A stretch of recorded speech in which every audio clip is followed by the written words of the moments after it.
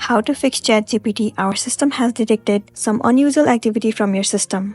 Well, in order to fix this issue, first of all, head over to the web browser where you usually use a ChatGPT.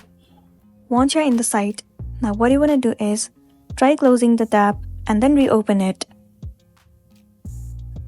Once you have refreshed the page, the next thing you want to do is click on this three dot icon at the top right corner of the screen and then head over to History.